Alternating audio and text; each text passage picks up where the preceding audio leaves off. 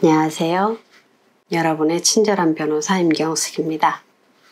여러분들, 결혼하실 때는 사랑하니까, 행복하니까 너무 좋아서 결혼을 하십니다.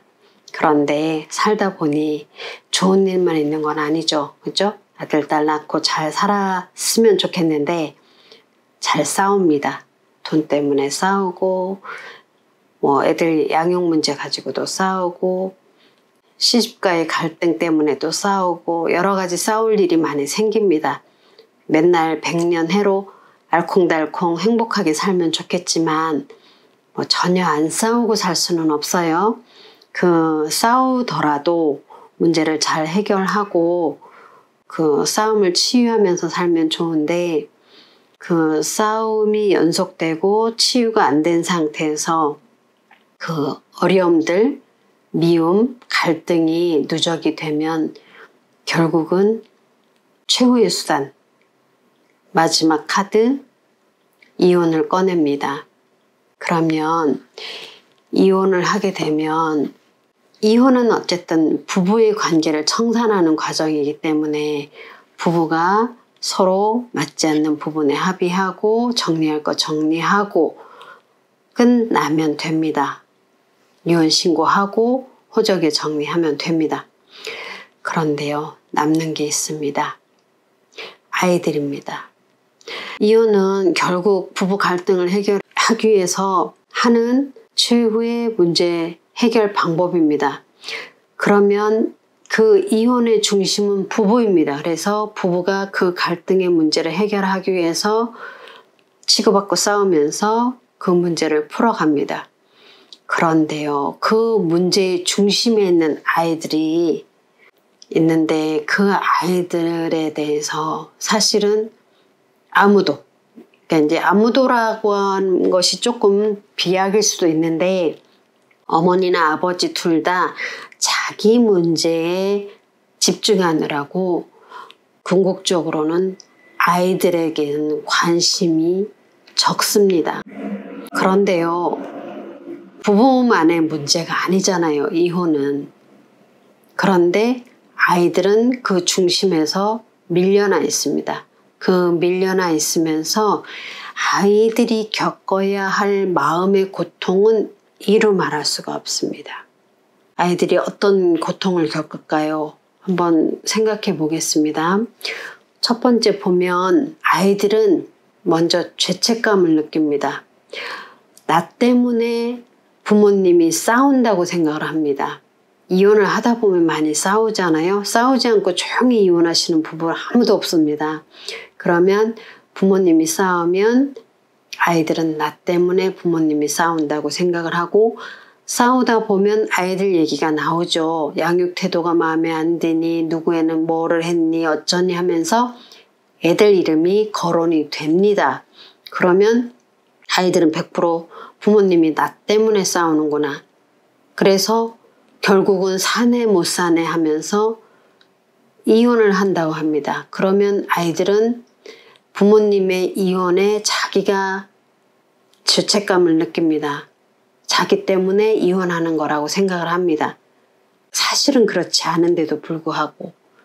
두 번째, 아이들이 엄마 아빠 중에 누구의 편을 들어야 하는지 눈치를 봅니다. 엄마는 엄마대로 아이들한테 하소연을 합니다. 아빠는 아빠대로 아이들한테 또 화풀이를 합니다. 그러면 아이들은 가운데 서서 누구의 편을 들어야 할지 정말 난감하고 눈치를 보게 됩니다. 그러면서 부모들은 자식들을 또 비난합니다. 자기를 지지해주지 않는다고 해서. 아빠는 아이들이 엄마 편 든다고 아이들을 비난하고, 또 엄마 입장에서는 아이들이 아빠 편 들어준다고 서운해합니다. 그러면 가운데 있는 아이들은 엄마 아빠 둘 다 누구의 편도 들어주지 못하는 그 입장을 억울해하면서 굉장히 불편합니다. 세 번째, 이혼을 하게 되면 일단 환경이 바뀝니다. 엄마가 아이들을 데리고 친정을 가든, 아빠가 아이들을 데리고 본가로 가든, 아니면 아이들을 가운데 두고 집안에서 치고받고 싸우든 어쨌든 그 환경이 엄청나게 달라지기 때문에 아이들이 굉장히 스트레스를 받습니다. 제가 아는 한 케이스는 아빠가 아이들을 데리고 본가로 갔습니다. 그래서 엄마는 며칠 지내다 보면 불편하니까 금방 돌아오겠지 했는데 남편이 의외로 장기전에 돌입을 했습니다. 그러니 아이들은 책이랑 옷이랑 아이들 장난감이랑 다 집에 있는데 할머니 집에서 잠시 놀러 온 게 아니라 할머니 집에서 하루 이틀 3일 한 달이 넘게 살고 있습니다. 그러면 아이들이 굉장히 불안합니다. 그리고 또 이혼한다고 해서 이혼을 했다고 쳐요. 이혼을 하면 아무래도 재산 분할을 하게 되면 집이 규모가 줄어듭니다. 전에 살던 집보다는 아무래도 좁아집니다. 돈이 많아서 전혀 지장을 받지 않는 그런 상황이 아니라면 환경이 이전보다는 나빠질 확률이 높습니다. 그러면 그 아이들에게 닥치는 심리적 불안, 불편함 아주 큽니다. 그리고 네 번째, 이제 부모님이 이혼을 하잖아요. 따로 살잖아요. 그러면 그 환경이 바뀐 거, 그 다음에 친구들이 니네 부모님 이혼했다며 이런 얘기를 얼핏 친구 부모님이 쟤네 누구네 이혼했대 라는 얘기를 건너 듣는다거나 지나가다 듣는다거나 하면 그거에 대한 부모님에 대한 원망이 있습니다. 그 다음 5번째, 외로움. 왜냐하면요, 부모님이 싸우고 이혼하고 하는 과정에서 아버지는 아버지대로 어머니는 어머니대로 굉장히 스트레스를 많이 받습니다. 그러면 아이들을 제대로 돌봐주지도 못하고 아이들하고 대화하기도 어렵고 그러면 자동적으로 아이들은 굉장히 외로움을 느낍니다. 소외감을 느끼고 그리고 부모님이 이혼하지 말라고 얘기하고 싶지만 그럴 권한도 없고 자기 말 듣지도 않기 때문에 굉장히 어렵습니다. 그리고 6번째, 예를 들어서 친권 양육권을 엄마가 가졌다고 해볼게요. 이럴 때는 아이는 어느 날 갑자기 아빠를 잃어버린 겁니다. 아빠의 부재로 인한 그리움, 슬픔, 이거 굉장히 큽니다. 아이는 아빠와의 감정이 나쁘지는 않거든요. 부부가 나쁜 거지 아이는 아빠가 그립습니다. 또 특히 이혼을 하면서 양육비 이런 문제, 또 면접 교섭권이 원활하게 이루어지지 않을 경우, 예를 들어서 엄마가 아빠에 대한 보복 심리로 애를 아빠한테 안 보여줍니다. 그러면 아이들은 아빠가 보고 싶어도 보지 못하게 됩니다. 그러면 아이들은 거기에 따른 또 심리적 충격이 큽니다. 그래서 이혼을 할 때는 하더라도 아이들에 대한 배려를 좀 많이 해주시길 바랍니다.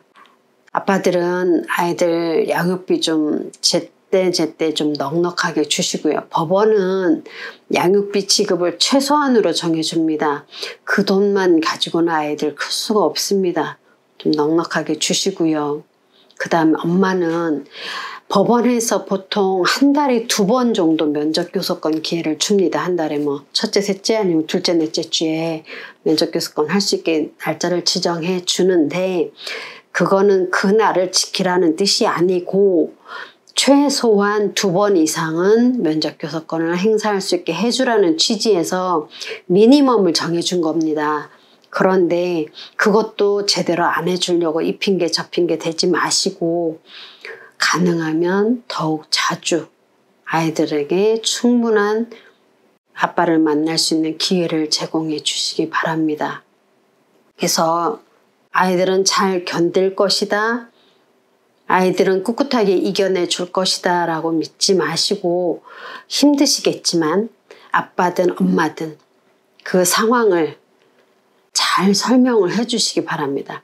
상대편 배우자를 비난하지 마시고 어쩔 수 없이 이혼할 수밖에 없었던 상황을 그냥 감정 섞지 말고 담담하게 얘기해주고 그럼에도 불구하고 엄마와의 관계, 아빠의 관계에는 전혀 문제가 없다는 거 엄마와 아빠의 부부간의 문제만 해결된 것이지 부모가 이혼했다고 해서 아빠의 관계나 아이와 엄마의 관계가 단절된 것은 아니라는 것을 충분히 설명해주고 안심시켜 주시기 바랍니다. 그래서 충분히 대화하고 지지해주고 비록 엄마 아빠는 힘들지라도 그럴 수 있는 시간을 충분히 할애를 하셔서 아이들에게 그나마 상처가 덜 되도록 해주시기 바랍니다. 외국 영화나 우리 영화나 보면 부모님들이 이혼하시고 주말에 아빠한테 갔다가 엄마한테 갔다가 왔다 갔다 하는 걸 보기는 해요. 그런데 영화 같은 데서 보면 그 아이들 관점에서 그 어떤 심리적으로 불안함 이런 거는 잘 안 다루고 있는 것 같아요. 근데 아이들 입장에서 그 이혼이 미치는 그런 문제 같은 거를 좀 연구를 많이 해서 아이들을 좀 보호할 수 있는 방안을 만들었으면 좋겠습니다. 지금 우리나라 가정법원에서도 사실 이혼 문제를 다루면서 사건 본인들에 대한 배려는 좀 많이 약한 것 같습니다. 좀 더 그런 쪽으로 배려해 줄 수 있는 어떤 방안이나 대비책이 있었으면 좋겠습니다. 그래서 오늘은 이혼 아이들 문제에 좀 더 신경을 써주자라는 취지로 여러분과 함께 이야기 나눠보았습니다. 가능하면 이혼 안 하시는 게 좋고요. 부득이 이혼을 하게 되더라도 아이들은 최대한 보호해 주시기 바랍니다. 아이들이 상처를 많이 받습니다. 아는 거하고 최대한 배려하는 거하고는 차이가 큽니다. 이혼을 하실 땐 하시더라도 아이들하고 충분히 대화하고 아이들이 상처받지 않도록 배려해 주시기 바랍니다. 지금까지 임경숙 변호사였습니다. 감사합니다.